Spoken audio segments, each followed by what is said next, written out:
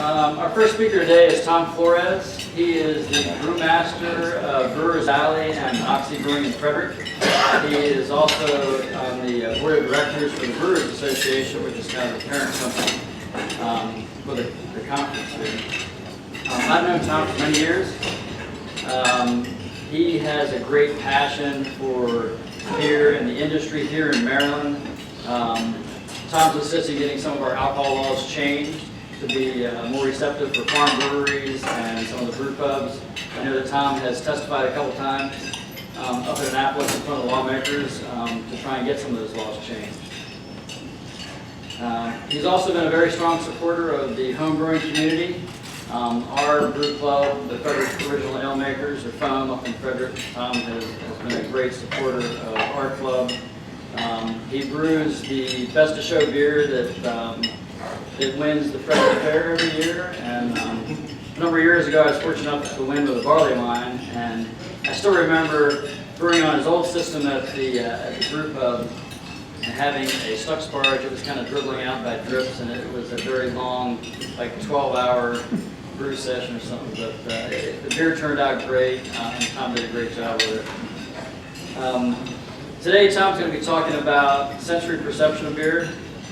He's got one of the best palates that I've judged with. He can pick out some of the smallest imperfections, different types of ingredients in beer. Tom's approach may be a little different than the standard BJCP approach that we're kind of used to and that we teach when we do our judging classes. But I think it's a great approach. It may be a little more advanced, but I think it can kind of help us all kind of get to that next level. So that said, we'll turn it over to Tom.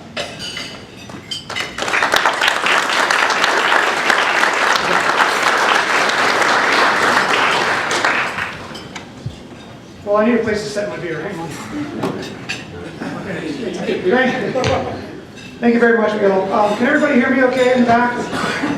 Okay, all right. Well, I'm a native Marylander, so it really warmed my heart to hear Jeff and Bill both talk about, and Gordon, thank you too, also for calling out Baltimore and Maryland specifically. This is a real treat to be here in our home state. And I got to say, before I really get started here, that the craft brewing industry, we have such an enthusiastic and loyal contingent of supporters that make most industries really envy. I can't think of anywhere where we have organizations like this, the AHA, and all the different things that beer enthusiasts do to really take it up to a level. You don't see the people at the legal SEC summit having as much fun as we are here. So I just wanted to get that in. And I want to say first, I'm not a sensory scientist. Okay, I'm a brewmaster. Been involved in brewing professionally for more than half my life. Thought about sensory and beer here and there throughout that time. So I just wanted to kind of let you know this is going to be sort of a 30,000-foot view. As brewmaster, I employ people who have expertise in sensory, but I just want to remind you, I'm not a sensory scientist myself. So what I want to first get to is just the idea of just talking about the senses. It's part of the root word for sensory. So when we talk about sensory, are we really talking about all of our senses? We typically think of aroma and taste, things like that. But which senses are we talking about here? I like to break down all of our senses into what I call primary senses. So they're the key senses you're using when you're evaluating flavor in beer. And these are the main ones right here. So the chemical senses. So aroma, there's volatile aromatics that you can smell. Taste, there are certain attributes of taste that you can pick, sweet, salty, sour, and so forth.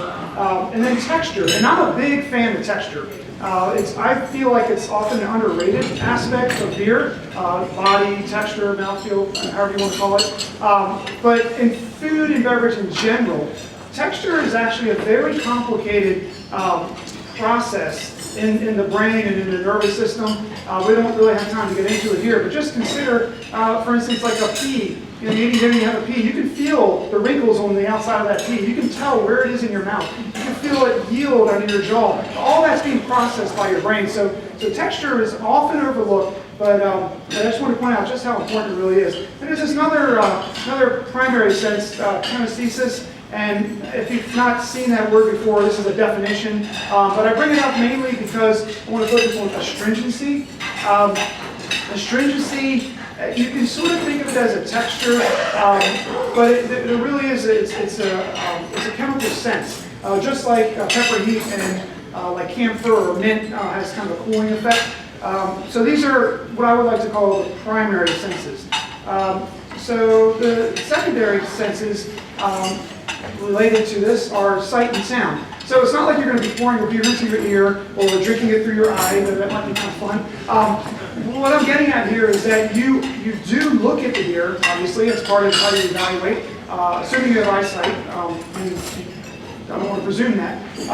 But also, when you pour a beer, you can hear it. When you open the container, you can hear it. So I just want to point these out. We are engaged with all of our senses when we approach a beer. All right, so with that, I want to kind of move to the brain itself. This is often an overlooked organ when we talk about evaluation of beer. We focus so much on what is actually the sensory input. What am I smelling right now? But I wanted to bring up the brain here because it really is responsible for the interpretation of all of our sensory input. So when you smell something, when you taste something, when you feel something with the texture, those are just inputs. No meaning at all, just inputs. It's like light hitting your eye. It's just, the retina is activated, but there's no meaning there until your brain actually puts it all together into a coherent experience. And that's what I wanted to get at with that is that process taking place in the brain, you actually will have those secondary senses, sight and sound, influencing how your brain is processing your primary sense input. And this is a very real phenomenon. Here's some examples here. Eating potato chips. You can hear the crunching in the cavity of your mouth. You might even hear your neighbor eating potato chips too. You probably heard someone else crunching. But if you have a really nice, kettle fried potato chip, it has a texture that just can't be beat. So that's actually going to reinforce what you're feeling. So as you're hearing it crunch, it's reinforcing what you're feeling in texture. Another example, the hissing sound with a carbonated beverage package. Beer, sparkling water, soda, whatever. But just when you crack open, I'm sure all of us are very familiar with that little, and if there isn't, you're going to say something's amiss here. Why is there no pressure? Why is there no sound? Already your brain is starting to work on what's going to be coming in terms of input. Another example, and this actually has not as much to do with the secondary senses, but just what your predispositions are coming to the table. You approach a beer that you expect to be clarified to a certain degree. Maybe it's a Pilsner that's as hazy as a Belgian wit, or vice versa, right? But it's something that you're not it's not matching your expectations. You're already starting to process what's going to be coming in as input in a way that will skew the overall experience. So I just wanted to also point out personal bias. So since that assembly process is a coherent sensory experience that your brain is putting together, it will be influenced by bias and presuppositions. So we can never forget that. So I want to move on to defining flavor itself. What do we mean by that word? We use it, we throw it around a lot. I want to give you a perspective on how I handle that word. Like Bill said, it might be a little bit different than some of the formal training that you've had in the program. But just hear me out. Let me see how you respond to this. So I just first want to say that the perception of flavor exists in the mind. So I've kind of been talking about that, but I just want to explicitly state that's where flavor itself is existing, is in the mind. All right, we have all this sensory input, and the mind is creating what we're calling that flavor experience. It's not a singular attribute like taste. When you taste something, you say, is it sweet, salty, bitter, sour, umami, all these different attributes of taste. You don't have an organ that's, oh, here's flavor, let me go taste it, So it's not tied specifically to a singular sense, but rather it's actually an experience that is derived from all the inputs that are coming in, okay? So here actually is probably one of the best definitions that I've seen for flavor itself. And this is a couple of food scientists who wrote a really good textbook about sensory and how to handle it. And this is actually in the second chapter. I have a reference for it if anybody's interested in buying it. It's a pretty thick book. But take a minute to look through that. But I wanted to pull this out for you because the authors are focusing on aroma, taste, texture, and even talk about chemostasis. So they're referring to all this being tied together, loosely being called flavor. This, like I said, is one of the best definitions that I've seen. It's from some food scientists. So with that definition and some of the things I've said already, I want to move on to beer flavor itself. I mean, that's what we are here to talk about. So just everything I'm about to say in the next few slides is going to be in the context of evaluating a beer.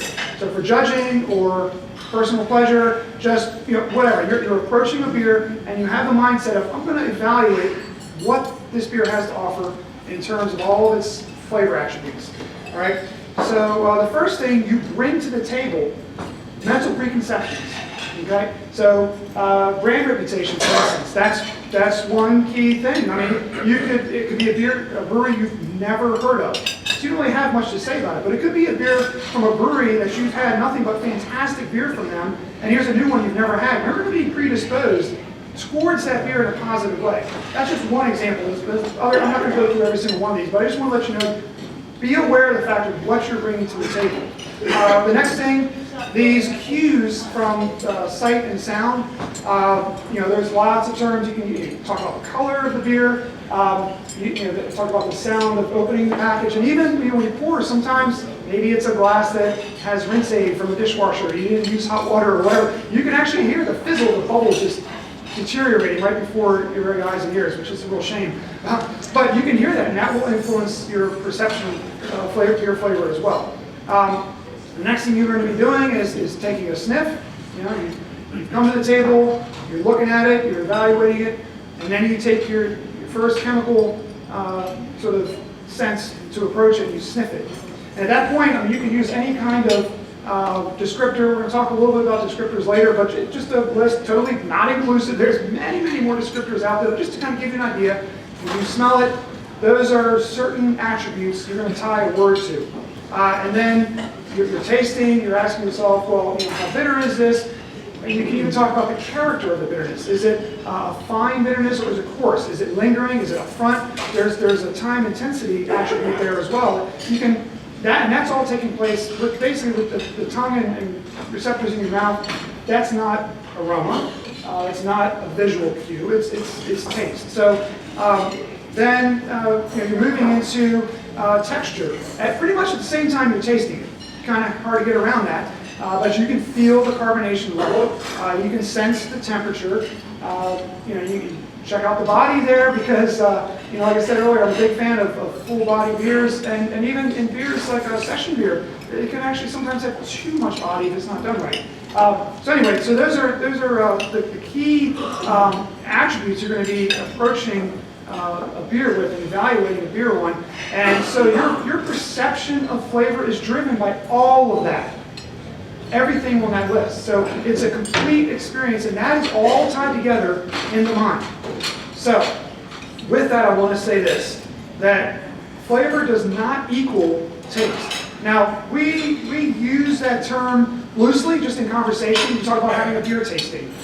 But you're not talking about people standing around with their noses pinched and only tasting the beer, right? You're talking about overall evaluation. So in a colloquial sense, it can be interchangeable in that sense, but from a sensory scientist point of view, there's a very clear distinction between the chemical sense of taste and those attributes of salty, sweet, sour, bitter, umami, maybe even others. There's a debate right now about a sixth taste out there. But that's something that's a distinction from the flavor experience as a whole, how your brain is processing. Taste is at the level of just the sensory input. Flavor is the comprehensive view that the brain is taking to create a coherent experience so you're not totally overwhelmed by stimulus overload. So here's a new term. I don't know, maybe some of you have seen this, but I wanted to introduce you to this if you haven't heard this already. This is an emerging field of study within the neurosciences, and as a brewer, I'm really intrigued to see where this goes. This is a direct quote from the author of a book, Neurogastronomy, How the Brain Creates Flavors and Why It Matters. He's a neuroscientist.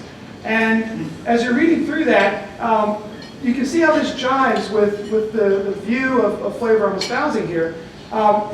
There are flavor-active compounds that exist in the beer. They're just there, the molecules, they exist. But the meaning of what that input is going to be created is actually taking place in the brain. So, just wanted to get all that out there on the table for you. This is how I'm approaching beer flavor. And with that, with the idea of a little bit better understanding of flavor, I want to discuss how we talk about it. So the first thing I want to focus on is the intent to communicate. Why do we even bother? Why do we want to share our thoughts with others? I'd say probably the simplest answer, we want to share that experience with somebody else and have them, maybe especially if it's the same beer, have them share their experience with us so that it informs what we're experiencing. That's the simplest, and maybe other intentions you have with sharing your thoughts. I don't know, maybe some people are opinionated, but that's the simplest way to look at it, I think. And what I want to get at here is that we should never ever be motivated by one-upsmanship. Now, I'm sure in a room like this, you guys are very well trained, a lot of experts in here, and just like me, you've probably seen your fair share of beer snobs. I'm not a big fan of snobs of any type, but especially a beer snob. We love this beverage so much to denigrate it with somebody being a snob about it. So maybe this doesn't even need to be said, but it's just something I always talk about when I'm talking to beer enthusiasts. Just never, basically, don't show off. Okay. The reason why, the big reason why I say that is not poke fun or anything, but it's the intent to communicate that with emphasis. All right. When you're showing off, that's not really communicating. Yeah. So what we're trying to do then is communicate with somebody else. So that has to be guided by the fact that we are all limited in our perceptions, and we really should want to learn from each other. So even if, as a national level judge or so forth, you may talk to somebody who's never approached craft beer in their life or beer with flavor in general, and they may bring something to the table you never even thought of. So always kind of have that open mind about being informed by others. So the next thing I want to talk about is the distinction between objective truth and subjective truth. Now, I'm not a philosopher, okay? Just like I'm not a sensory scientist. But I did have a 10th grade religion class at a Catholic military high school. And it stuck with me. Yes, I was one of those kids. Yeah, I got carted off there. But I want to focus on this a little bit because I think it's really, really important. We need to understand that the experience of flavor as it exists in the mind is an intrinsically subjective truth. Because it's in your mind. The point I'm trying to make here is that it's in your mind, not somebody else's. And this is why beer is actually an art form. Maybe a lot of debate is beer is science, is it an art? I'm not one of those people that says, it's kind of a mix of both. I mean, I actually do passionately believe that beer is an art form, and that science is one of the tools that we use. It's a very powerful tool, but it's subordinate to the most powerful tool, which is our palate, generally talking about our ability to perceive flavors, our ability to process all that. That's the most important thing, and that's a subjective reality. This is an example here. You have flavor compounds that exist in that beer as an objective reality out there. I mean, there are certain flavor attributes here that, whether I perceive them or not, they're there. Okay, but as soon as please let me have a sip. I'm beginning to experience this beer. And remember, when you present a beer properly, what you're trying to do is present all the physical and chemical attributes of that beer to their fullest extent. Because you don't want to limit somebody in their experience of that beer because you didn't pour it properly. Or you put it in a glass that was dirty, or so on and so forth. Maybe it was the wrong temperature. Other examples. So when you have this objective reality interacting with your brain through those sensory inputs, your sensory organs, the nervous system is bringing it to your brain. It's your mind, it's your brain that's developing a composite, and it's really a representation. What's existing in your brain, that experience, is existing as a representation of what is here in the glass. All right? So this is subjective, that's objective. And because of that fact, which is in your mind, you cannot objectify to somebody else's mind, we should all not take ourselves too seriously. So we talked about the senses. The next thing I want to talk about is just talking about beer. So we use words. It's really kind of hard to have a meaningful conversation about beer and many other experiences in life without a higher level of communication. You know, if you're deaf, you can use sign language. You're expressing meaning through words. If you're gifted with hearing, you can use words that people can hear, and you communicate effectively. So what we're trying to do here is talk about how we cross the chasm that exists between one person's subjective reality and somebody else's subjective reality. And so we can only connect those realities using words and ideas. But with respect to the proper sensory evaluation of beer, the best thing you can do is to connect those words and ideas to objective references that you can point to and say, well, what I'm smelling here reminds me of strawberries. Well, if you're talking to somebody that has never had a strawberry, you go to a pick your own strawberry patch, pick a strawberry and say, smell this. And then you both agree, what does strawberry smell like? So we're always left with this situation of having to say, this tastes like such and such, this smells like such and such. You can't just say, just a grunt, and they know the person you're talking to knows what's in your mind. You have to use these words. So definitions really do matter. One way to look at a definition would be like in a dictionary. So we can use other words in a context to create meaning for that word as being defined. But with respect to sensory evaluation, that's not terribly useful. I mean, there's a role for that. But what's more important for what we're talking about today is connecting that subjective experience with an objective reality using the word, like let's just use the example of strawberry. That's an example of sensory training. You know, it's a definition. You're creating for somebody else. This is what I mean by strawberry. Take a fresh strawberry and give it to them. And so then at that point, you begin to come to a way of agreeing on certain terms. So these are what we call flavor descriptors. These terms that we use, these words and ideas that are expressed using specific terms that are defined in a way that are tied to an experience you can repeat. So, and they're also very specific. So, a few examples I'll run through real quickly. Caramel. I grew up, my father's from Mexico, so we made a lot of flan when I was a kid. I love that dish, it's amazing, and I love the smell when you're making flan. If you've ever done that or made rock candy in the kitchen, you know caramel, all right? But it's kind of hard when you pick up caramel. There's actually kind of a spectrum to what that really means. So it's kind of hard to say to somebody, well, yeah, kind of like flan. What if they are Latvian?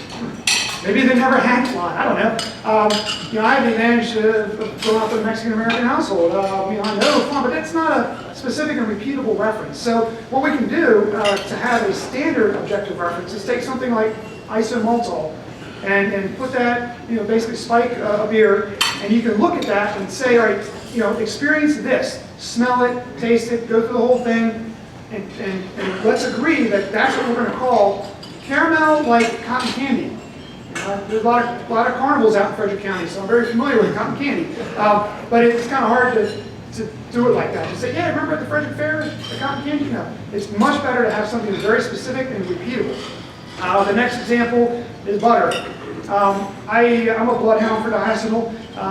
I have a blind spot for linalool, amazingly. But some people are not very sensitive to buttering. And so, when you are talking to somebody, maybe you can't pick up butteriness. It's actually very, very important to be able to go to something like diacetyl and then find a level that they respond to that's, that we go, oh, that's what you mean by this specific attribute. So I don't want to linger too long on these. You guys know what I'm talking about. But the point here is that we need to agree on a lexicon of descriptors, so a body of all these terms that are tied to objective reference. So things that we can point to and we can take hold of and elicit a predictable sensory response. So saying that a beer kind of reminds you of walking at the beach, on the beach at sunset, that's not very meaningful. I mean, it might be to yourself, and it might, then that's great, but when you're trying to meaningfully communicate to somebody else what that means, they're going to look at you, I've never been to the beach, I grew up in Iowa. So that's what I'm getting at here. So moving now to consumer level sensory, so what this means for somebody who's not a professional brewer, somebody who's not a beer enthusiast, but somebody who just, they like beer. They're not going to make a big deal about it. They just like it. And maybe they're starting to learn about craft beer, but who knows what their preferences might be. But it's not to the point where they're like jumping up and down about it, telling all their friends. I just want to have you read through that and just remember that a lot of times us brewers, professional or hobbyist, can sometimes exist in a little bit of an echo chamber. But what about the regular folk? So this is from Carl Kreitler. He was a brewmaster right here in Baltimore, and I really wish I could have met this man. He's from New Jersey originally, but I love this quote because that's my life. I do have to worry about all, from hops to beer bells, everything in between, glycol chiller, blah, blah, blah, all this stuff. But to somebody who just wants to have a good beer, they don't need to worry about all that stuff. Maybe they're not a home brewer. They just want to go to the liquor store, buy a beer, know they can handle it, and just enjoy it. So that's probably simplifying things a little bit from Carl's point of view. I got to say that consumers do care about sensory attributes, but to varying degrees of awareness.